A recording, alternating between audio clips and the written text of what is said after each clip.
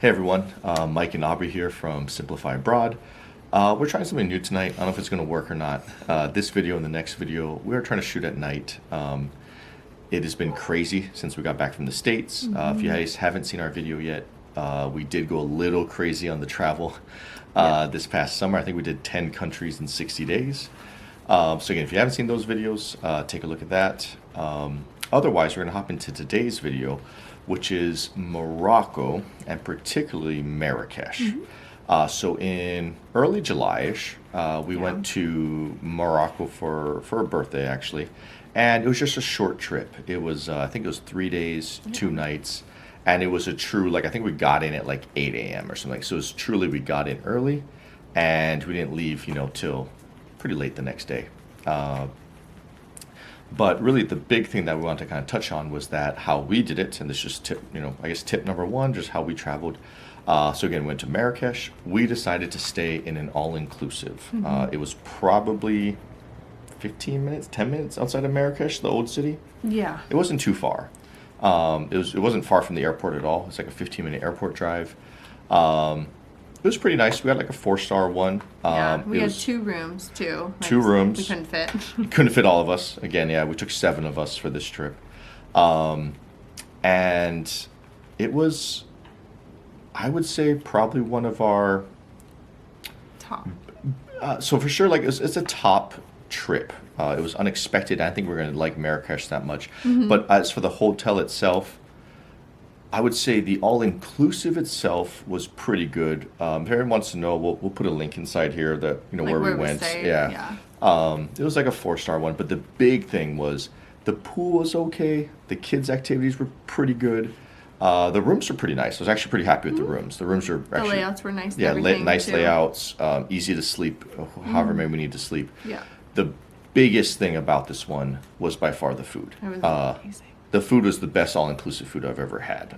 It's not like I've been to a ton of all-inclusives, don't get me wrong. No, and we also didn't start doing any all-inclusives until we moved here, and we heard that a lot of people, I guess, when they're traveling, do that here. So we tried, I think this is maybe the 3rd? Like the 4th or 5th, but yeah. Honestly, I don't even know. Like, we're but still, not many is the point. But before we moved here, we've never been to one ever. So I think it was a really good experience, and the food was incredible. So. Yup. The meatballs that they have, I can't remember what they're called, but oh my god. Then some of the chicken, just the seasonings. Yeah. It was the food in particular in Morocco we were really happy with. For sure. I think that just really elevated the experience. Yeah. Again, if anyone wants to know the hotel, send us a message. We'll just send you, the basic link, or even just type the name to you in an email. We're not trying to promote the hotel or, blast the hotel or anything like that. No, but it was kid friendly. They had, I would have to say they always had something going on at night. I think there was like discos, and then they did some dances. They did a dance party. Acts, they did like a Bollywood dance or something. Like that. But they had something every night, and so I think it started at like 8:30 or 9 o'clock, and so we would go do our thing, and then 8:30, 9 o'clock, the kids were like, all right, dance party, show, something. So they had a good time. Very kid friendly. Yeah. Pool was pretty good. I wouldn't say it was amazing, but it was pretty good. Had some slides and stuff for the kids. Yeah. But the food, again, I'm going to wrap up my point at least, but the food was, of all the all-inclusive we went to, it was top-notch. It was top. Yeah. So. Yeah, and then for what I'm going to talk about is we took a guided tour on a Sunday. And Sunday morning to be Sunday morning. Specific. Yeah. So we actually ended up getting this contact through a friend of a friend. Like, it just kind of like snowballed, because I think when you're an expat and when you're living overseas, you want to go off of like personal recommendations over the internet. I don't know, just having someone else say, oh, we've used them and it was great. You're like, oh, cool, like booked, done. So we used this person for what, 4 hours? Yeah, he probably gave us an extra hour. I mean, we took a long time. He probably did 5 hours. Yeah. So I think we met him, oh gosh, I can't remember the time. Like in the morning, early morning, before everything was open. It was 9 a.m., 9:30. Right. Yeah. So the markets weren't even open yet. So we met with him, and we kind of walked through the city. We did some we did a couple museums. We saw like the palace, the university. Yep. We'll put some of these pictures up so you can kind of see this as Aubrey's talking about it. Yeah, so it was really cool. It was really beautiful. It was not crowded at all. Nobody was out.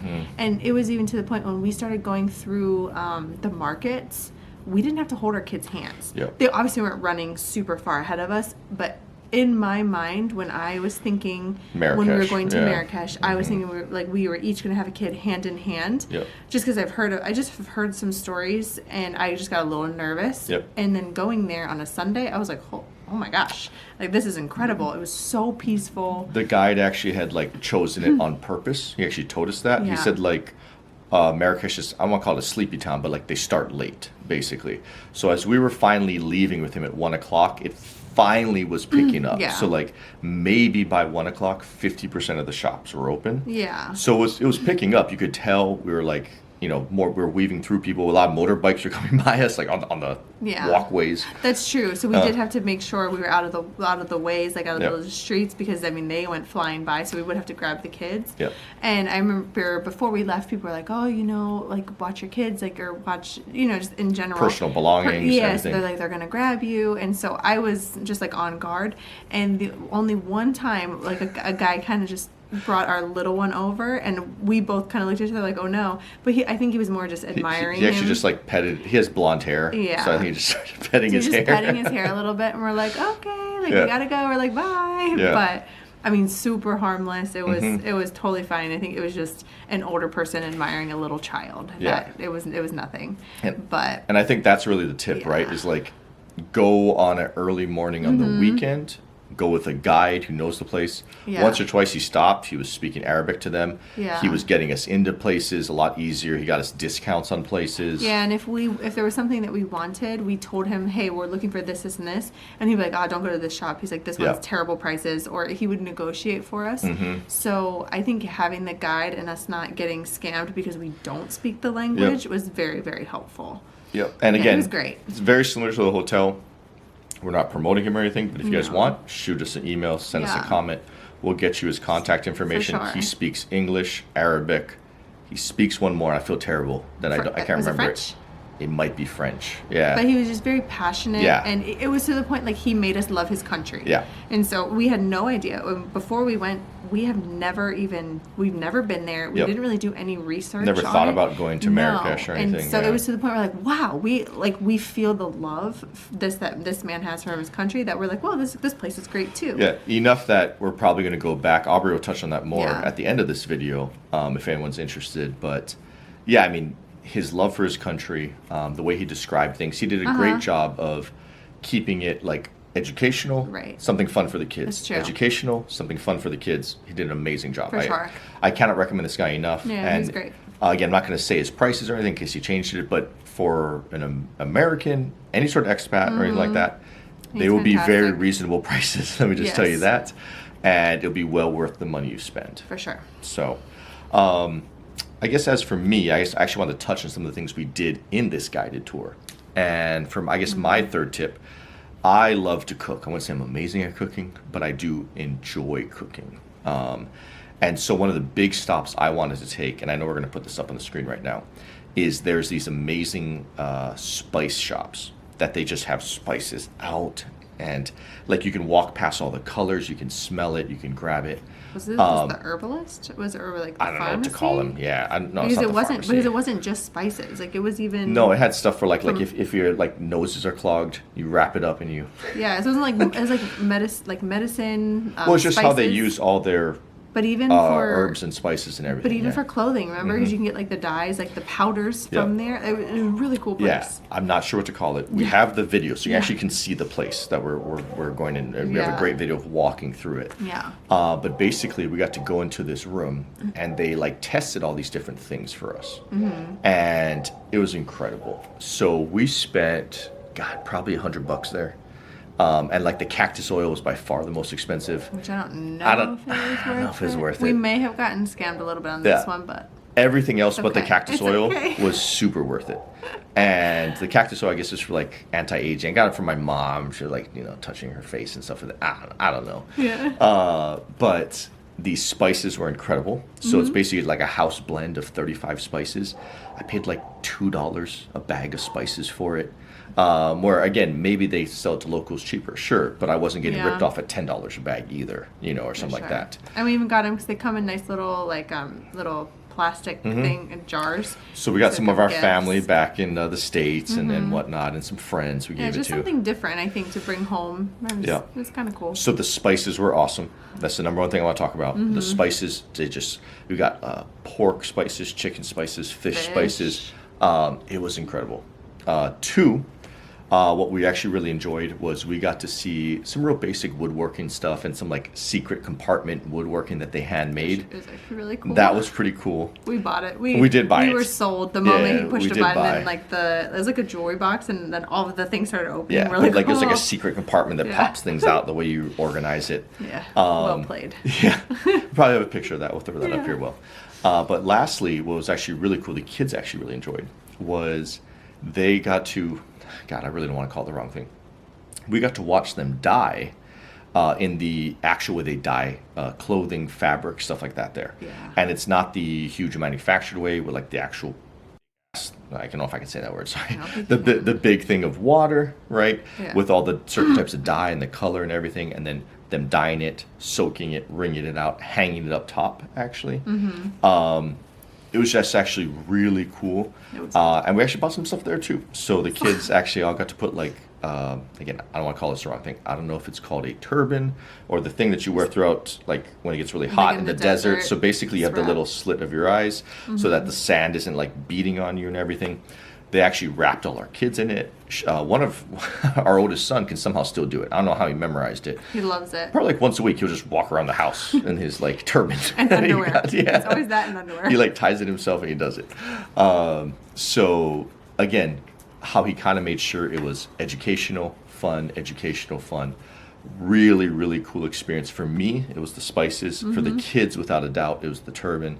For you, I would say you actually really loved that university that we were in. It was beautiful. The university was pretty cool. Yeah. It was like the first one to allow women to come into the university there.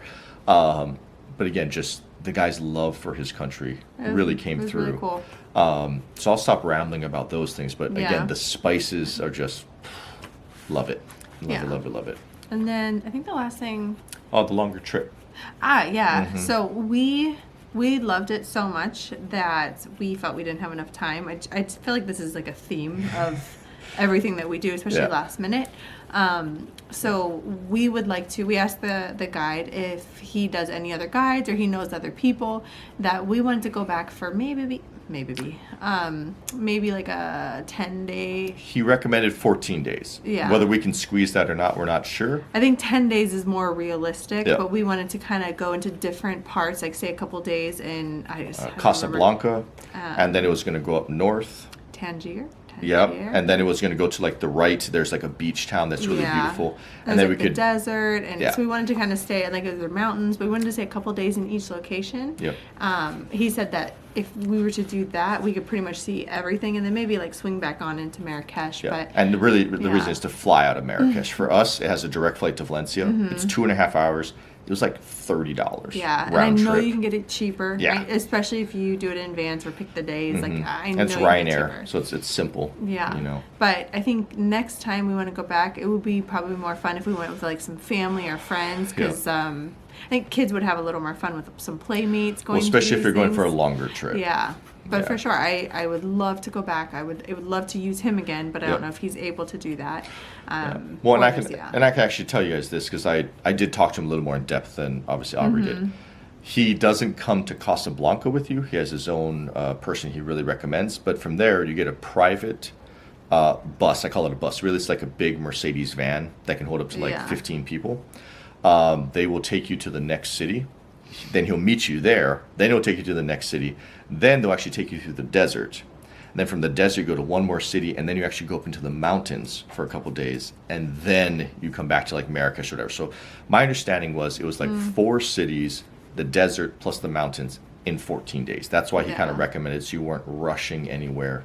So you got 2 nights in the desert, you got 2 nights in the mountains. Cool. So I think he said in camps, like they called them camps. So it's kind of like.